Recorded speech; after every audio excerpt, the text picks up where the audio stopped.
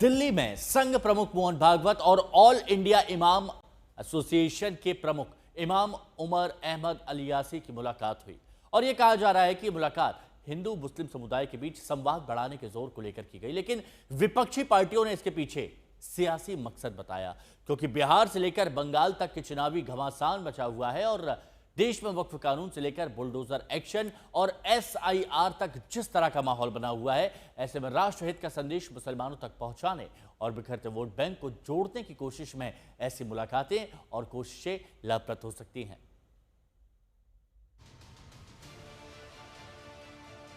संविधान कहता है कि हम धर्मनिरपेक्ष हैं।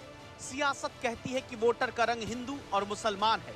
संविधान कहता है यहाँ जाति भेद नहीं है। राजनीति कहती है वोटर की कैटेगरी सामान्य OBC SC ST में बटी हुई है।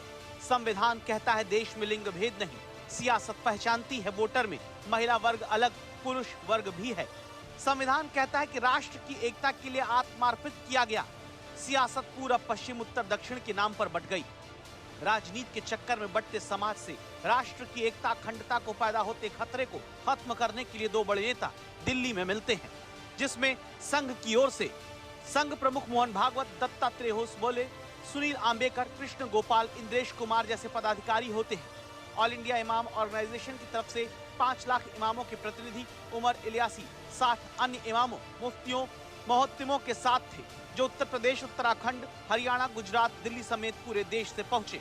ऑल इंडिया इमाम ऑर्गेनाइजेशन की तरफ से हरियाणा भवन में आयोजित यह बैठक 3.5 घंटे तक चलती है, जिसमें राष्ट्र सर्वोपरि के लक्ष्य के साथ समुदायों के बीच हर स्तर पर संवाद बढ़ाने पर सहमति बनती है। मंदिरों को और मस्जिदों को के बीच में संवाद होना चाहिए, पुजारियों और इमामों के बीच में संवाद होना चाहिए, गुरुकुल और मदरसों के बीच में संवाद होना चाहिए। खबर है कि संघ प्रमुख ने इमाम इलियासी की इस पेशकश का समर्थन किया है। वैसे संघ और मुसलमानों के बीच पैदा की गई सियासी दरार को पाटने की कोशिश इससे पहले भी हो चुकी है। जब सितंबर 2022 में संघ प्रमुख इमाम संगठन के प्रमुख उमर इलियासी से मिलने मस्जिद गए और मदरसों में बच्चों से मुलाकात की। अक्टूबर 2022 में संघ प्रमुख ने हजरत निजामुद्दीन दरगाह का दौरा भी किया और दिए भी जलाए। संघ प्रमुख की इन कोशिशों को आगे बढ़ाते हुए अब इमाम संगठन ने संवाद बढ़ाने की कोशिश की।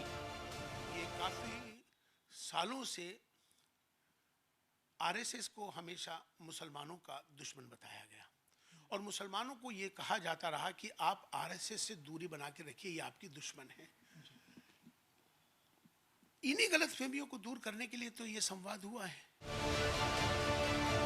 मायने कुछ ऐसे निकाले जा रहे हैं कि एक तरफ कांग्रेस जहां हिंदू वोट बैंक में OBC SC ST के टुकड़े करके अपने पाले में लाने की कोशिश करती है, तो बीजेपी मुस्लिम वोट बैंक में से पसमानदा की तरक्की के नाम पर डोरे डाल रही है। और इसकी बड़ी वजह है बिहार, बंगाल, उत्तर प्रदेश, असम, तेलंगाना जैसे राज्यों में मुस्लिम वर्ग की बड़ी पसमानदा आबादी।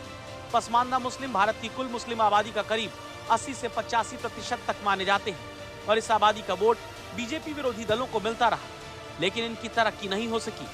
और इसी सबका साथ सबका विकास वाले नारे के साथ अब PM मोदी ने पसमानदा मुसलमानों का जिक्र करना शुरू कर दिया है।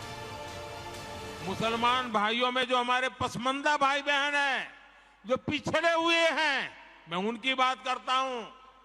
पसमानदा मुसलमान मोची होते हैं, भिस्ती होते हैं, जोगी होते हैं, लाल बेंगी होते हैं, भटियारा होते हैं, मिरासी होते हैं, डफाली होते हैं, मुकेरी होते हैं, मदारी होते हैं, जुलाहा होते हैं, लंबाई होते हैं, बेदा होते हैं, बामणिया भी होते हैं, छिया होते हैं, लहरी होते हैं, हल्दर होते हैं, सिकदर होते हैं, कितनी ही जातियां।